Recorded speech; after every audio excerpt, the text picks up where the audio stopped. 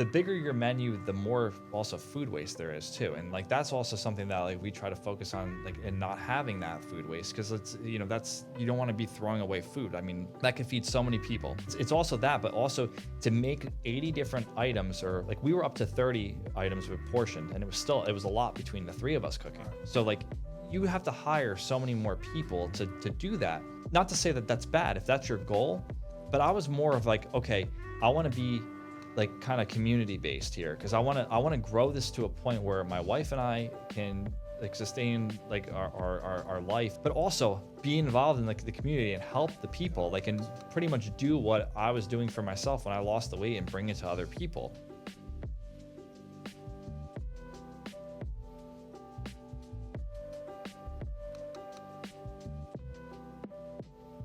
All right, welcome back to our Speak Life podcast. It's your host, Mark Mead, where we're sowing seeds today for tomorrow's harvest. I got a great guest with me today who personally impacts me weekly, daily. John Pistacchio, the founder and head chef of Ab Whisperer. It's a story of self-awareness, self-ambition, determination, triumph, and what I would say a desire to serve people that has gotten him in the position that he's in today, where he's the founder of 2 different meal prep companies. He's going to walk through his journey, his story, and how, he basically willed himself to where he is today, which is amazing. I think it would be impactful and to help you. But welcome to the podcast, John. It's great to be here. How you doing, brother? I'm doing pretty good. My man, well, I'll say this. I told you my story. I've been through all kinds of meal prep companies. I'm very busy. I fly a lot. I work long hours, and I never have time. If it's left to me, I'll order a cheesesteak every meal. Like I have no real ambition, like, to kind of have a 6-pack, even though I'm on my road to getting one. And I've tried meal prep. I first went to ShopRite and bought a bunch of containers and started cooking myself, because I did go to culinary school, so I do have the skills, but I don't have the time. That's great. And so I'm making this stuff, and then I asked my wife to start making it. This is 2019, maybe 2018, January. And I'm going to have a new year, new me. I'm going after this thing. And I don't know when something's timed out, as far as meals. Like, turkey's very sensitive. So mini turkey burgers are, it gets very sensitive fast. And I start eating meals that maybe I left out too long, or, I messed up or whatever. And my stomach starts to turn and I become demotivated. So I start going from meal prep company to meal prep company to meal prep company to meal. I mean, like, meal prep company to meal prep, blah, blah, blah, blah. And it's been a complete disaster. And it's not because these ladies and gentlemen don't know how to cook. Excuse me. It's because they don't understand the concepts that you do. And there's a few basic tenements. One is healthy meals that taste good. Number 2, a delivery schedule that helps the client, not the business. And number 3, actually delivering the meals when you say you will. And you, my friend, obviously know this space and have the passion enough to do what you're doing very extraordinarily well. I tip my cap to you, because if it wasn't for your company, I don't know I'd be eating my meals right now. So thank you. It's an honor for you to be on the podcast, and we'll welcome you, and we appreciate you being here. No, I really appreciate that, because, I know a lot of other companies out there and stuff like that. I know what people do, and I tried to kind of not do what they do, because I've heard so many horror stories like you mentioned. I didn't know you went to culinary school. So the fact that you enjoy the food means a lot to me, because I did not go to culinary school, but the past 10 years I've cooked every day and tried to make myself better. Wow. Every single week. That's awesome, man. But I mean, we got a chance to talk pre-pod, and listening to your real story, like how you did this, I really would appreciate if you could share that. I think it'll bring a ton of value to our audience. Sure. I'm 38 now. I've been working out started with my father when I was 15. I've been working out for the last 20 plus years, and I've been in great shape. I was in great shape my whole life. Probably around 27, 28. I actually broke my hand for the first time in, at that point, probably 15 years or so that I was not in the gym. And I kind of just like, you know what, like I can afford to eat whatever I want. Like I'm just going to do whatever. So I wasn't in the gym. I decided to stay out and not do legs, not do any of that. So I'm like, okay, I'm just gonna take a full rest. So I was out of the gym for almost a full year. My intention was to go back, but I never went back. I just kind of McDonald's meal 1 or like bagels, Chinese food meal 2. I would eat packs of Skittles. I would eat Reese's peanut butter cups. I would eat like everything. And honestly, after a couple of weeks, like I looked okay. Yeah, I was like, okay. Isn't that funny? I was like, it's not God bad. bless. I was like, I looked okay because, but again, that was after 15 years of actual like hard work, going to the gym 5 days a week. So I'm like, okay, like I can, this is fine. Like, okay, like, and my hand still hurting or whatever, but I got comfortable. I got comfortable with like that kind of lifestyle because I never was really like that. Because like not to say that I was like super strict all the time and I would just eat healthy. Like I would just try to eat healthy and like eye out my portions and stuff. But like always eat like whole foods, nothing fast food and anything like that. So this is the first like experience I had where I'm like, okay, I'm gonna eat like this whole pizza, right? See if I could do it. But after a couple of months, when my hand actually did heal, I didn't want to go back to the gym, so I just kept on the cycle of eating everything and saying I'll go back to the gym the next day, but then just not doing it, not even really taking steps, like not even I was going to school and like I just didn't feel like being active at that point because I've gotten so comfortable with that lifestyle. And it was one day I got up to I started I was about 200 pounds or so, and then I got up to 268 pounds Just like that. In pretty much like I would say 5 to 6 months. Wow. And I was just like, I was walking up the stairs one day and I'm like, I started feeling out of breath, just like 10 stairs. And I'm like, I can't do this. I was like, I thought back of like all the hard work I put into it. I'm like, I was a certain way for so long. I mean, I worked out for 15 years ago. So I'm just going to throw all that away to be content with this lifestyle where I just, don't feel good about myself. So I was starting to feel bad about myself because like I was thinking about like what, like, how I was. And I just decided to kind of go into it and like I had a few failed attempts at the beginning. It took me a couple weeks to really commit to it. Wow. But I commit to what? Commit to getting back to my roots of working out and also eating healthy. Got it. But I didn't do it like just like, okay, cold turkey, like I'm just gonna go chicken broccoli, chicken rice broccoli. Right, yeah. I cut out like the fast food, and I would still eat like Chipotle. I would eat like something like that where it was a little bit healthier, where like at least like it was like real food. It wasn't just processed food. It was actual ingredients. So I cut out the candy, I cut out all that, and I actually did lose weight just from doing that. Makes sense. And after that, I stopped losing weight. So like I'm like, okay, it's time to like, because like if you just go like cold turkey and you just go right into eating, like going from eating like all those hyper palatable foods where you're like addicted to it to just eating chicken, you're probably gonna just like fall off because you're like, oh, like you're not like your palate and taste buds aren't used to that. So I tried to kind of like wean myself off of that kind of stuff, and then I started like I taught myself how to cook. Like I would like look at YouTube and like different tutorials on how to cook. Wow. And granted, it wasn't great. I just started to learn how to cook, but like I gotta start somewhere. So I was able to make some things. Like I would go on like Pinterest, or I would look in magazines, and I would think like just look at different dishes that I can make, and I would start there, follow the recipe, because like that's, I feel like starting off, like I didn't have any concept of like seasonings and like salt and how much I should use, how like what I should do, like oil and things. So I followed the recipes, and even just by making my own food and knowing what I'm putting in the food, I started losing weight again. Wow. So it took probably like a good like 3 or 4 months to actually figure out how many calories I needed in order to reach my goals with my weight. Were you a student of calories prior to this?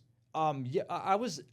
The funny thing is, during all this, when I was actually like a lot heavier, I was in school for exercise physiology and sports nutrition. So I was learning about this stuff every day. Got And it. So I this was is your so my specialty was in sports nutrition, and very interesting. And like I was basically applying everything that I was learning in school to my diet and my workouts, like when I would take strength and conditioning courses and things like that. So like it, everything goes hand in hand, because Yeah, it's like 100%. there's no magic pill. You're not going to just like, okay, I'm going to eat this amount of food and I'm going to just do nothing. Like, and you're just going to get like instant results. Like Sure. the thing I realized with this whole process, like, I mean, there's a lot of weeks where I lost no weight, like 3 weeks in a row, I lose no weight. And that's where I feel like people, like, they get frustrated and I'm like, you know what, like, I'm just going to abandon this. I'm just going to go back to what I was doing.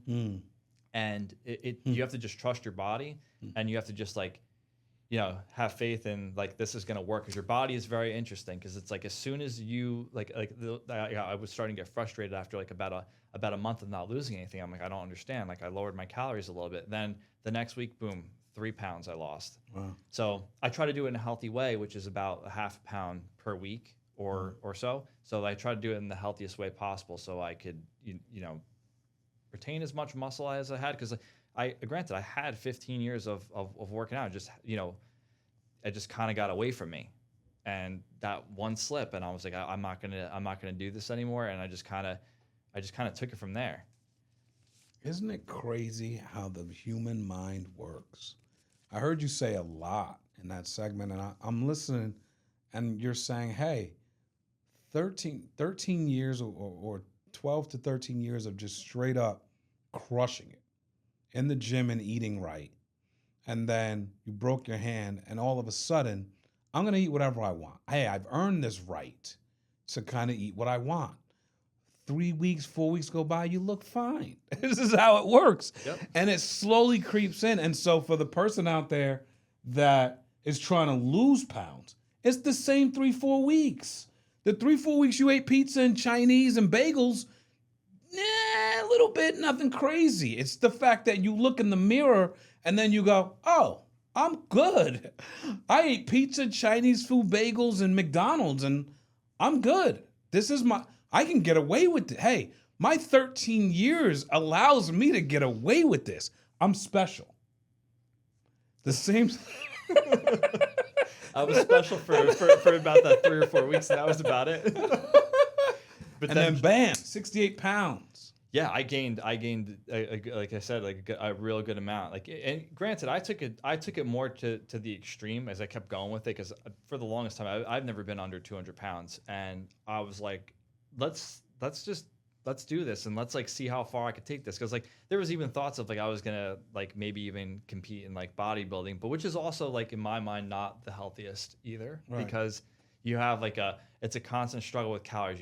It's literally vanity. You have to look a certain way. You're Right. getting judged by people. Right. Yeah. And it's like, you don't want to like cast judgment on anybody. Like people do their own thing. Like there's no judgments. It's about what you want as a person. Like if you're comfortable being a certain weight, and that's all that matters. It's how you feel, like Right. not how everybody else thinks of you. Right. And for me, like I just wanted to get back to what made me feel the best, and that was working out, eating healthy, because I never felt great after eating, even if I looked good in the mirror, like after eating all like the pizza and stuff like that, I didn't feel great. I felt like kind of sick, like I overstuffed, and like every time I would eat a healthy meal, like I want to have a feeling afterwards where I actually have energy and not feel like I want to take a nap.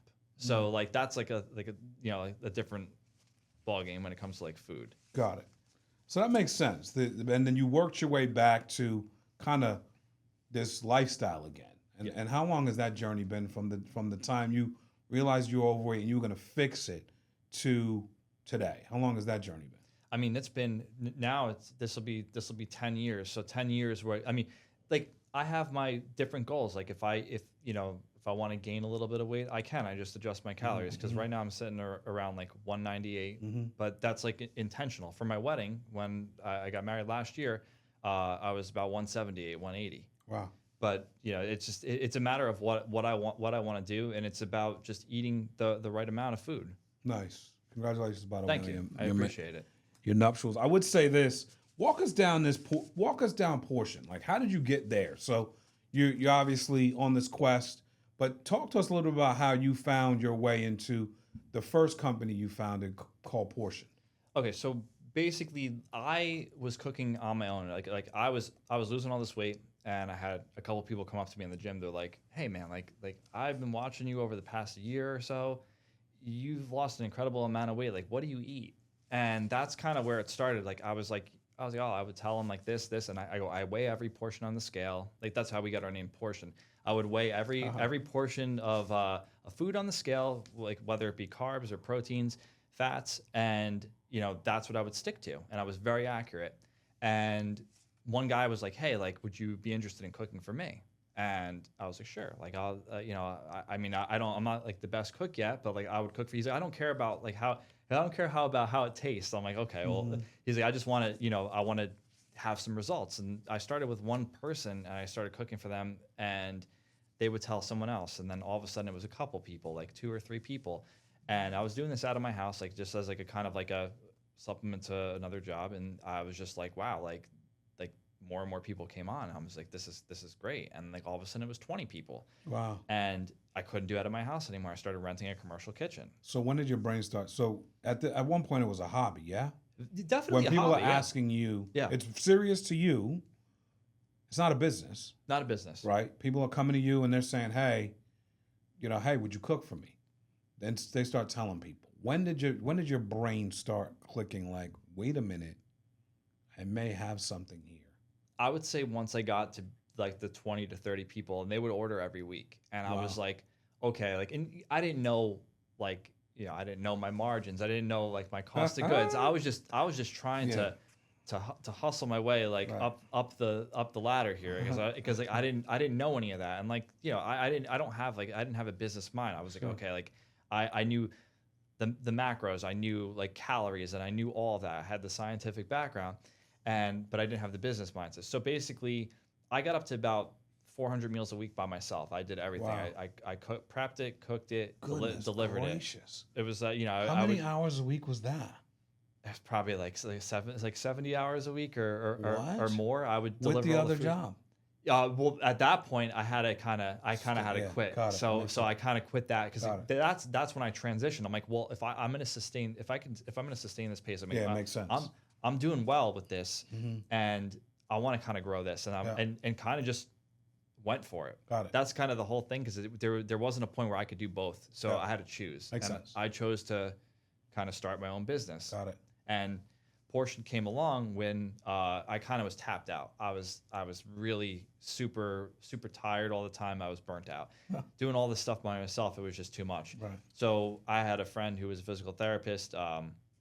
He was actually talking to some other guy that was coming from another meal prep company, and he was their marketing guy, and he wanted to kind of start his own business. So he came to me. He's like, I know you're doing cooking and stuff like that. He's like, would you wanna join forces? Immediately, I was driving, delivering food at the time, and I'm like, yes, like whatever it is, yes, because I was so tapped out. So I'm like, you know what? Like, I need help. I said yes. That's great. So yeah, he brought the business aspect to it because he owned he was a partner in a physical therapy facility, and he also owned a few pliable stores. So he had the business aspect of it. So I had the I built a decent amount of money that I can continue to grow the business with, and basically. He was the business guy. He taught me this like what I need to look at and like to try to keep my costs down and all that business stuff. Got it. Yeah. And so that's Portion. And then that was Portion, and we kind of went off from there. So take us down that journey because from what you told me, Portion, you guys built that thing, to be sizable. You're servicing, Rutgers University, Villanova. Like talk to us a little about how you actually grew that business, because now you're an entrepreneur. You're like you didn't know, you're figuring it out. The word of mouth got so big, you had to open a business and make it real. So this is for all of our people out here who are starting a brand new business or early entrepreneurs, or they're trying to scale like you scale Portion. Talk to us a little bit about that. Well, pretty much it was the biggest challenge with portion was finding like the right space, because there was a lot. You in a position where you might not necessarily have the money to buy your own place, or because everything's expensive. But there's a lot of like like ghost kitchens and like places for rent. So we were kind of just jumping from place to place like as we grew. And that's interesting. Yeah, Ghost kitchens. Yeah, like, and there's a lot of like just kitchens where, and like they try to they rent it to a bunch of different companies. Okay. But a lot of them are people who who are doing this as a hobby. Got it. And not as an actual business. So like there'd be all time slots booked up, and we need like 10-hour blocks of time. And there'd be like someone that like is like baking like muffins for 2 hours in the middle of the day, and there's nothing wrong. There's nothing wrong with that. But for us, we were like, man, like, and that's when we started getting like nervous, because it's like, okay, we need these huge blocks of time, and we need to be cooking out of a commercial space, because we have to, with different health inspector, we would go from town to town.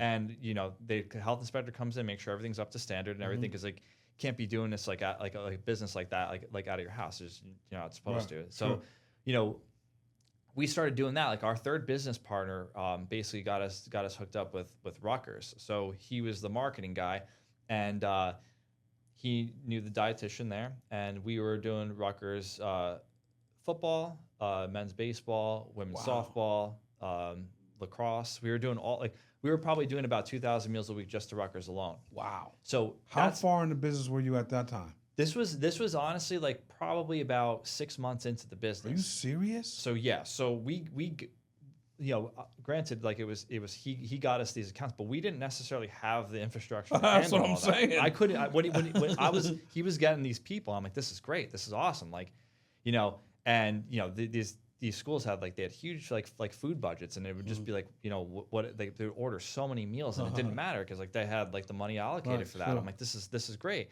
And then realized, I'm like, I can't do all this. Wow. So basically, we scrambled and we hired 2 chefs right off the bat. Okay.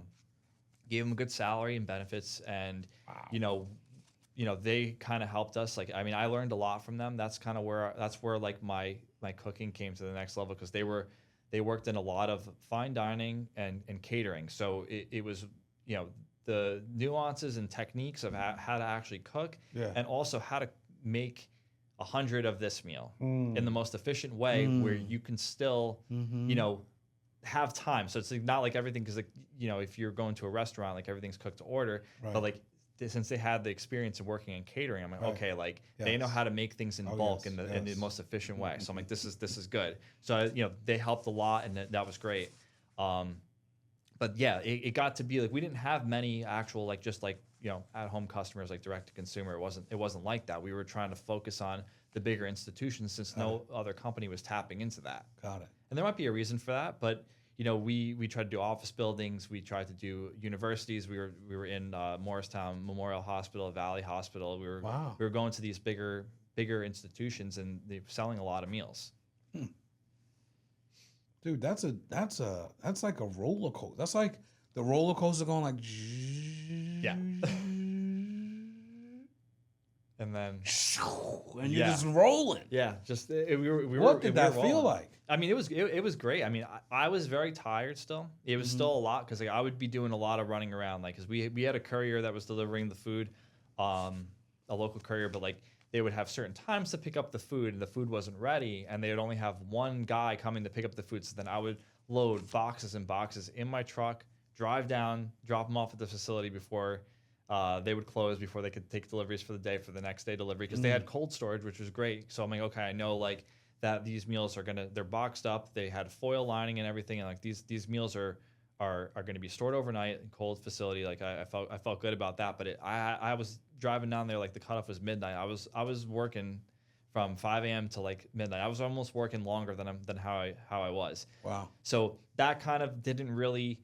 I was burnt out, and I was burnt out even more because I had to do kind of everything. It was more, but it was to grow the business. Right, sure. So it wasn't to just be okay, I'm gonna spin my wheels here at 300 meals. I mean, we were doing a real lot of meals, and felt great. I mean, it, especially with the athletes and stuff too. Like being able to service the students and everything. It was great. Wow. And so, what happened with portion? Well, unfortunately, with Portioned, COVID, that was the big killer because we put all of our eggs into one basket. So we got calls like left and right from the places that we were servicing, and they shut down. So they sent all the students home. We lost Rutgers immediately because they didn't know that when anyone was coming back, and we lost all the other accounts that we had because there's just no one. Like they closed down the cafes in the hospitals. They were obviously still making food, but it was much more like secured stuff. Like they had their own kitchen there, but they were still getting meals from us. So like we felt great about that. But they wanted to keep everything within the hospital, and same thing I guess. Like I'm not sure what happened with Rutgers and stuff, but like everyone went home for a long time. Right. So we were scrambling to try to kind of like get those customers, but we didn't know where to start because we never really were in that space where like direct to consumer. We were just dropping off like bulk meals, like hundreds of meals to different institutions. Wow. So that was tough to come back from, and pretty much like. We did very, very well, and we my business partners and I were like every week we're like, man, like we're getting like crushed, like we're losing a lot of money. And it's not great to see because it's like I put all my savings into this and everything, and just seeing all of that, I'm like, we got to kind of like, we collectively decided to shut it down. So before we lost, because we're making money. So it's like we weren't in debt. We had no debt, and we're like, okay, like let's shut this down. And unfortunately, like we had to just like cut it off there because we didn't know the future. We didn't know what was going to happen, and we didn't want to like maybe put it on pause and pick it up. But we kind of just dissolved the business after that because he ended up moving on to physical therapy. He opened up a bunch of different centers. So he moved on, and then I was kind of just like, kind of felt depressed. I didn't know what I wanted to do. Wow. I really didn't know what I wanted to do, or if I wanted to come back to the culinary world. Wow. So how did you find your way in that time? I guess it sounds like it felt dark. Yeah, and it was. And like it was, confusing. I mean, you're not going to get those contracts back. You realize that at some point. Oh no, especially the bigger, like they move on like that. Like I hate to say that. I mean, we're expendable. Like we weren't like. I mean, they could find another company when they're ready. Like when they're ready to come back. It doesn't matter. Like they weren't going to contact us either. Whatever fits them, because they got all the money. Like right. And we're just there. So right. So there's a point there where you realize I'm back to starting over. Yeah, right? That's how I felt. And it was that's mind numbing. It was. I remember just like then and I didn't fall off during this process. I never went like where I'm like I'm gonna like feel a certain way and I'm gonna go back to what I was doing before, and I'm gonna eat like I'm gonna like eat myself like to sleep. Like I'm not gonna do that. Like because I was feeling great about myself. I'm like, but like, and I realized that through all this with COVID, it wasn't our fault. Like I would feel worse if it was like, okay, like everyone hated this food, or this was like a terrible service, and like people were complaining about that. It's like this is out of our control. Right. Like we had success, and the reason why we had to shut down the business wasn't because of us not having success. Right. But unfortunately, like I said, with the way we had things structured, and we had a set menu. We had like 20 to 30 menu items, and the menu was growing, which was like also another concern too. But it was it was very successful. So I was just in my head, I was thinking, I'm like, what am I going to do now? Like I had my degree in exercise physiology. I thought about going into cardiac rehab, or like also doing personal training, but like that kind of wasn't for me. Like I could talk to people. I have no problem with that, but it's like personal training, like it takes a different type of person. Like I'm not the best at like instructing people on what to do. I kind of and like I could do it myself. And I know what to do for myself. I like it. But like I don't want to, and I also wouldn't want to put anyone in that position, because I know I could say it. I wouldn't be a great personal trainer. There's a lot of great personal trainers out there, and I'll just leave it to them. Right. So honestly, like I had no intention of ever coming back, and like until I met my now wife. Wow. She's the one who urged me to come back. She she was just like, like, why don't you want to do this? I'm like, well, I knew what it took. I knew what I've been through. And I'm like, I don't know if I have it in me. And she's like, well, start slow. Like we can start renting a kitchen again. Like, and she's like, you should ask like the first kitchen that you started renting, like ask if they're still open. And this is still during COVID. Like this is more like midway through 2021. So like the thing that we learned like during COVID when it first hit, people did not want to even have food delivered to them because they were still like kind of like sketchy if like it's like what's going on here. Yeah. So like it took about a year for people to feel comfortable. It's like even though things were still shut down and everything, people were still comfortable ordering food and like that. And so that kind of came back. Right. And she kind of just urged me. She was going to school actually herself for physical therapy, funny enough. And she was like, I'll stop going to school. And we've only been dating a couple months. So like she had like, I obviously like for me, I'm like, okay, like this woman here, like she's a keeper. I mean, she's willing to like put her like dreams or whatever aside to help me. Right. And she's like saw that in me and like she knew that that's what I wanted to do.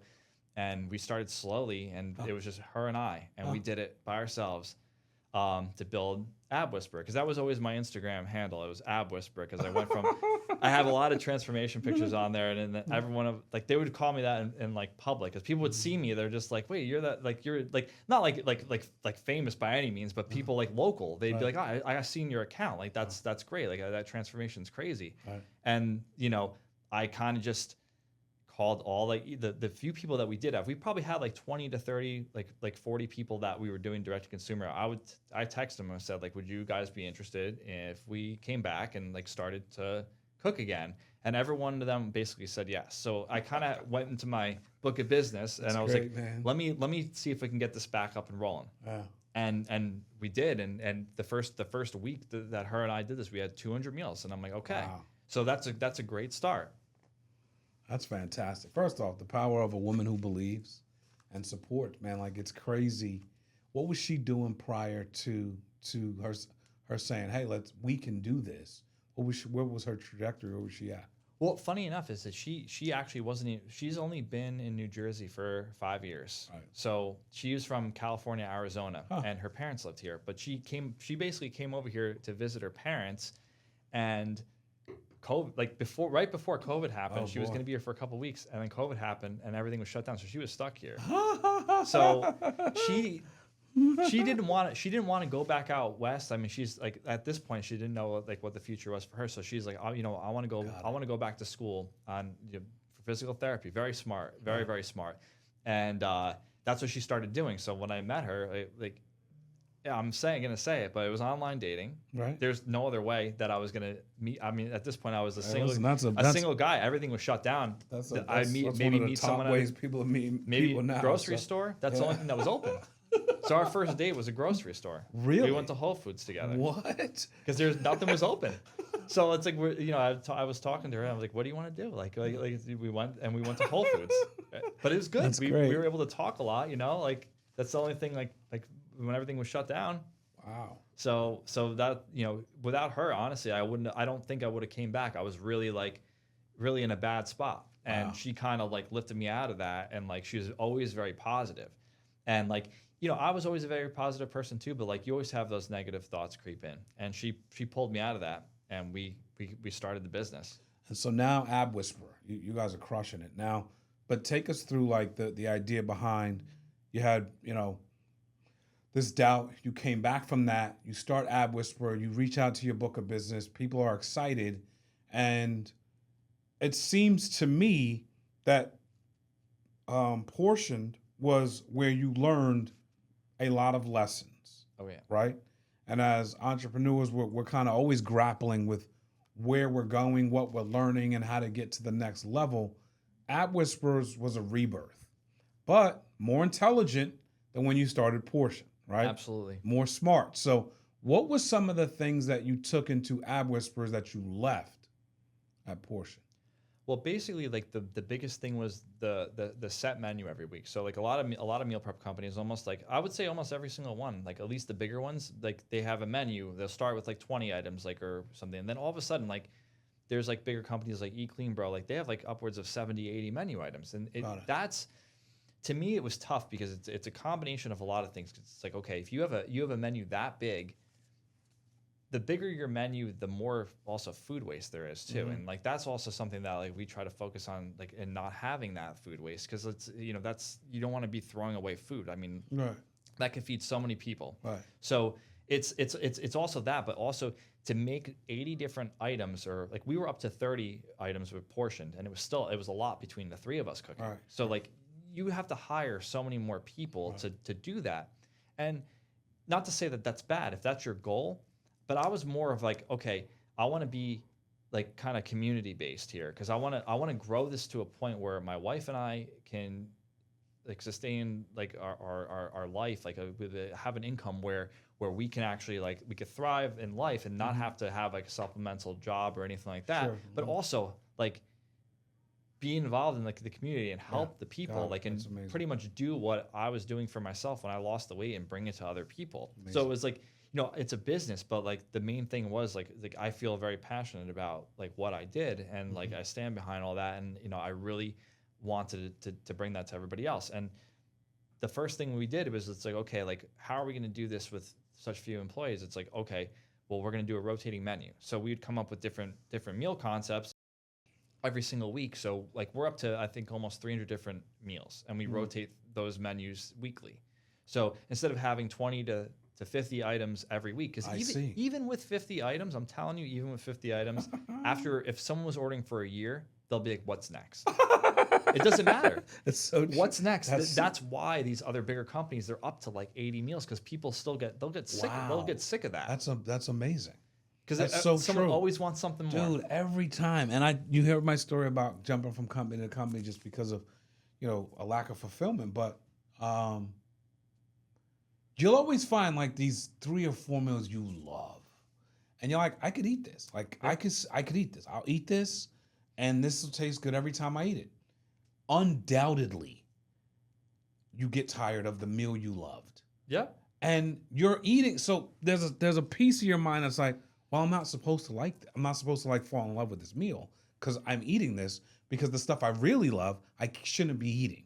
And so you kind of start dealing with it. But this what's next is always on the table, because it's like, dude, all right, I've had the pasta with the chicken, okay, and now I had the wrap with, you know what I'm saying? And so you're 100%. I never saw it that way. You're in the business, so I'm now seeing it through your lens. But that's incredible. That makes a lot of sense. Yeah, and that's like why, like, and there are favorites, like people like certain like things more than others, and that's fine. Like my goal with the company is to have your worst meal still be like enjoyable. So like okay, like people are always telling me, they're like, because I always try to ask for honest feedback, because I always want to improve the business. But like my first question is, I go, it doesn't matter like how you rank the meals, the last one on your list, did you still enjoy it? And they always say, yeah, I still enjoyed it. It may have not been like not 100% for me, but it tasted good. Right. So it's like maybe they might not order that like the next time they see it on the menu, which is fine. And that's because we try to make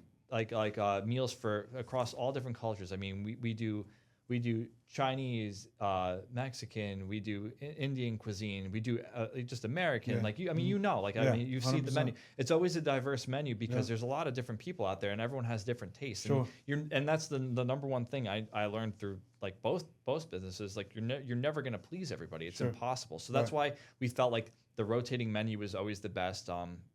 And we put out surveys to ask people. It's like, would you rather have like a set menu, or would you rather have the rotating menu? And like it's like 85 to 90% say the rotating menu. No doubt, bro. Because you're gonna love those things. Like, I mean, it's unbelievable. Like the mac and cheese is the cauliflower mac and cheese that we make, and like all those different things that people are like, oh, like this is like we'll get like probably like 150 to 200 orders of just that one meal alone. So like that's why we have like we deliver twice a week too.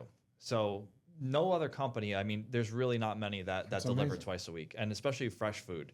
Yeah. So this begs the question: how did y'all crack the code? Why are you doing it better? And I just say, why? How are you doing it better? Because if you can do it, why can't someone else do it? Now, I want you to talk about your passion with your, because I'm getting the sense that you're just more passionate than everyone else. And I mean, like, because I think you understand the shoe of your client. Like, I can't tell you, I can't say it enough how much different your experience is than a lot of other companies that I've tried, which is why, and I'm scared to leave. I'm not like looking for the next meal. You've been a customer for a while. Yeah, I'm not. great. I'm not messing with nothing. Like, don't you mess with nothing. You mess with it, man, I'm gonna get pissed. No, you would know. Listen, make it better, but tell us why you approach this business the way you do delivery, quantity, meals, the way you just said. A lot of companies have 80 items. We have 300 meals. We rotate them. That's so different than everybody else. And like there's also like, I mean, there's private chefs and stuff, like they might do the same thing, but it's also like to make that into like an actual like business where like you have like a website and you're putting it out there like a meal prep company, like an Eat Clean Bar or something like that. But I truthfully don't know why they don't do it. I mean, I think what a lot of these companies like I have a few friends in the business too, like own other companies, and they don't do what I do. But I think from what I gather, it seems like a lot of people, they're just more about acquiring that one-time customer. Mm-hmm. So it's like their goal, they won't think about it from like growing from small, like just slowly, like kind of just like organically. They want to just push it, and they'll try to get like nationwide, but they don't realize all the different obstacles that happen there. I mean, like we were shipping like UPS and FedEx a portion, and we were in 7 different states, and half of the meals were every week were getting returned because they were spoiling because of shipping delays. And those companies don't cover perishable items, so you're out of money. So it's like it's not even, unless you find a perfect way to do it, it's not even worth it. But like it's also the food quality. It's like when you start hiring more people and you start like, just going, okay, like whatever, I'll just hire like 30 people to do all this.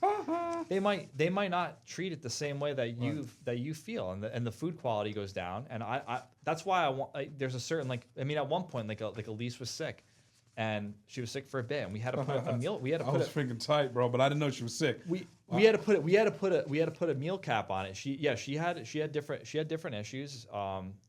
And she had actually like a pituitary tumor, and she had to go for all these scans, and like but she's okay. She's okay, and like she's doing well. Yes. But we had to it was scary because we had to kind of like put a cap on it because like I would only do like the amount of meals that I know I can handle to also to not like sacrifice the quality. So that was number one. My assistant ordered my meals.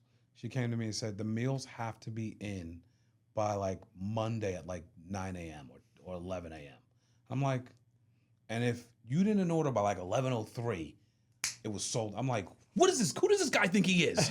He's changing the very good thing. And I didn't realize you're what. Like I met you months and months after that, and realized. And when I said, hey man, you tried that thing once. He was like, well, my wife was. I was like, whoa, I didn't know that. Yeah, because I could not because she was out of the kitchen completely, and she helps me every single week, and she does the back end, she does the accounting, she does all that back end stuff. Like I may be like the ab whisperer, but like without her, this wouldn't be going for sure. I give her all the credit in the world because she deserves it because. Oh, I can tell now. Oh, believe me. Trust me. And I used to fight her on things because when she, we'd be like, oh, I don't know if like this is gonna. This is gonna work. I was in the business. I know what I'm doing, and she would give me ideas and stuff. And honestly, taking her ideas and stuff, it made the business she thinks about it from a different way, and she made the business even better. Wow. So we had that they were selling out. We were hitting 700 meals in within 30 minutes. That's nuts. Because everyone wants. And I'm thinking that you got so big. I'm like, this guy thinks he's so big. No. He thinks he's such a hot shot. Now he's cutting the meals off. What am I going to do? How am I going to? Now I'm ordering off a menu again. I'm eating cheesecake takes and pizza. Oh. I'm like, come on, and trust me, John. We felt very, very badly. And I'm like, I hope, in my mind, I'm like, I hope we don't lose these customers when we're able to go back to full capacity. You know what's funny, though? I literally didn't think about anything that could be wrong. I'm thinking that you guys are just trying something new, and this is your way of getting to your orders faster. Because it happens a lot. You know, the iPhone drops, you got to wait online or this or that, and so I'm thinking it's a marketing. Well, that's what I said. We said to each other, we're like, the people are gonna think that we're just doing this so to try to get people like 'cause there's a sense of urgency. I said no, like this is because we've gotten the most meals we did in a week was 1,400. We've done 1,400 meals in a week, and we had to almost half that because of it happened like as we hit our 1,400 meals. That's when things started with her, Right. and we had to like kind of like cap it at 700 meals. Like that's like the max I could do because like I do all the cooking myself, and I have a sous chef who does the vegetable prep, but that's it on the cooking side. Wow. But I promise. No, I got you, bro. I got you, bro. I hear you loud and clear. Because I would have loved to do 2,000 meals. No. Yeah. Not a lot of people know that. That's great. So I'm glad she's doing well. When I think about, really what this podcast has become, this episode is, a story of triumph. I mean, and a story of like overcoming and a story of self-belief. I mean, even when the chips were down multiple times, you keep roaring back and fighting back, and now you've got the best version of yourself right now with Ab Whisperers, and you in business with your wife. Like that's a special thing, and you guys are growing it, and you're in the community. It's not a let's see how big we can get. It's like, let's see how many people we can help that know us and can refer us people that know us. Yep. or know them, right? And so, when you think about your journey fighting through, what advice would you give to a aspiring entrepreneur who's going through it, or maybe they have lost their way like you did after Portioned? What advice would you give to somebody to find their way? I mean, honestly, like it really just if this is what you want to do and you're super passionate about it, you find a way. Like, it came from an outside source, like being my wife, but like everything happens for a reason. So I feel like at this point I was meant to do this because there's been multiple times where I wanted to quit, but when you quit and you give in, that's when you're not like fulfilling yourself. Like you might I'm gonna give up, or I give up too soon. It's like everything could be going wrong, and things will go wrong. Everything will go wrong. If you own a business, everything at some point will go wrong, all of it. And you have to get through that because that's like the test to see if you're really cut out for this or you want to continue with this. So you just really can never give up, and you have to keep going, and you have to figure out a way, and you have to pivot. Like there's always going to be stuff thrown at you, and you just have to adapt to it. And you have to listen to the customers too. You have to listen to the people and like what they want. It doesn't matter what you want, because at the end of the day, you're not like, I eat the food myself and everything, but if the customer's not happy and the customer doesn't want it, then you don't have a business. So like, we really try to like be embedded in the community and like really like help people and listen to what they have to say.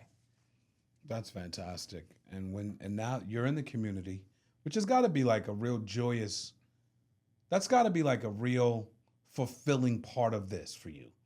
Is that you've embedded yourself inside a community, and the communities respond well when you can do that, right? I mean, like, what has been your experience with taking that approach as opposed to let's build this really, really big? Like, what's been your experience with the gratitude and the satisfaction of serving people that you actually get to see? Well, that's the thing, like, like meal prep companies now, like when I first started, there wasn't many at all. And like when I started in like 2000 by myself cooking in the kitchen, like 2015, there wasn't many around. Like now they're a dime a dozen, like they're all over.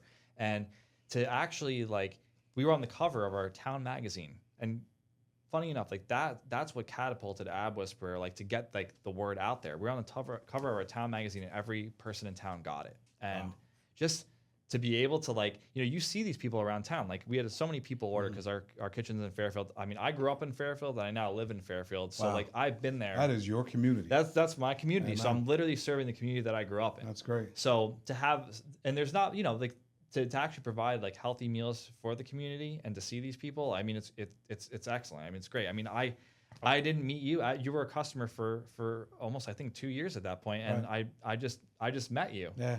And it's great to see. And like, all the things that you had to say about it, and how we're doing, like to hear from the people. You can have people like it all over the country, but like reviews are reviews, but to actually see the people interact with them, to see like them being happy with the service and everything, that goes a long way. Yeah, man. I was leaving the gym, and Steph, who's a great friend, and introduced me to you. I think you kind of noticed me and was like, "Hey, I think that's Mark Mead," and I'm like, and as soon as I met you, I gave you those 3 things that I started the podcast with. It's just those 3 things, because if anybody who's trying to get this thing right, do those 3 things. But you guys do it with excellence. Like, I get a text message on Wednesday, and I get a text message on Sunday.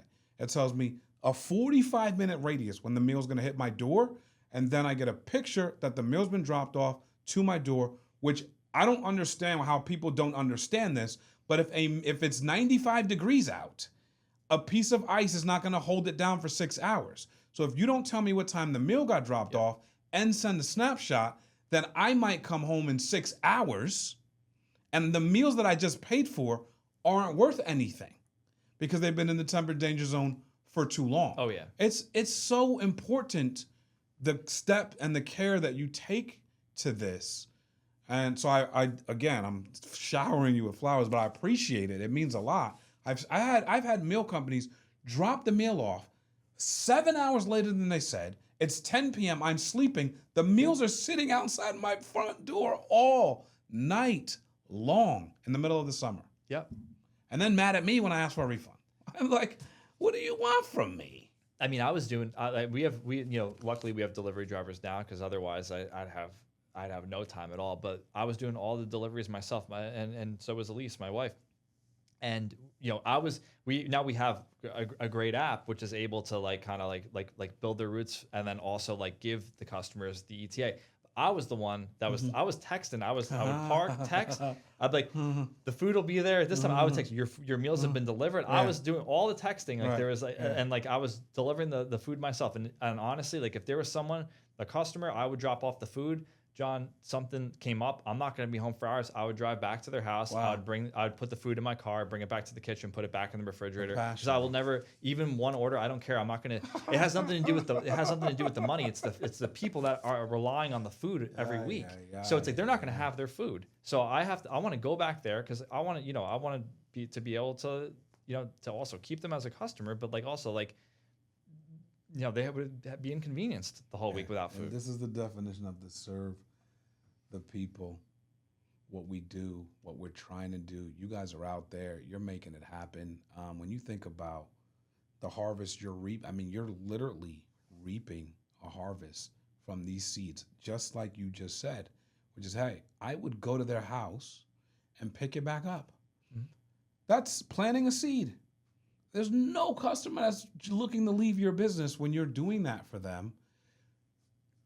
2025 is around the corner. You guys have momentum, right? You have a process, a way of doing business. You have all the things you laid out today. What do you see as, something you're believing for in 2025, the harvest you think you'll see?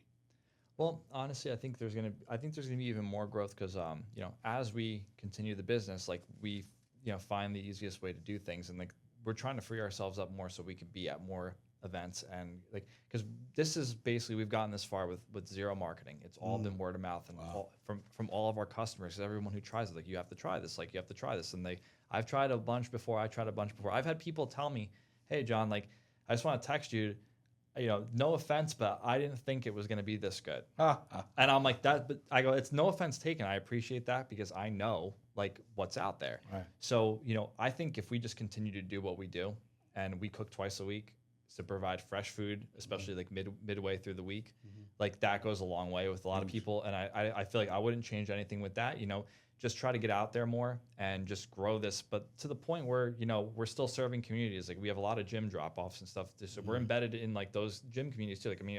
We go to Hard Bodies, a gym that we work with closely, and, we're there 4 or 5 days a week. So, we're in there with all these other business owners too. And we support everybody. That's awesome. I think just growing like that, I think that's what we're going to continue to do for 2025. And we're excited for it. Speak life, baby. John Pistacchio, the Ab Whisperer, making it happen in his community, serving people well.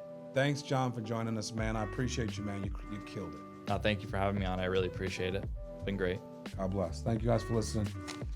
See you next episode.